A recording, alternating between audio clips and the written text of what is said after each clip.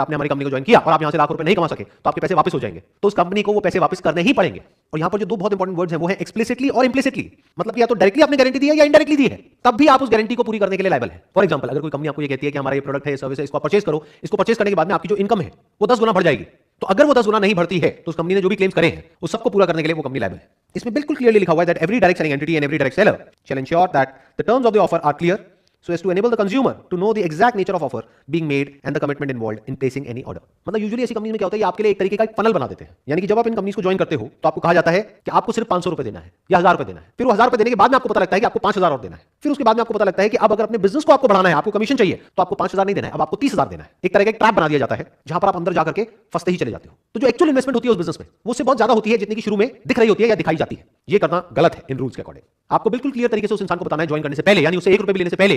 कि इसी स्टेज पर इतना पैसा लगने वाला है। जैसे बहुत सारी कंपनीज ऐसी होती है जहां पर कि ज्वाइन करने के बाद आपने हमारी कंपनी को ज्वाइन किया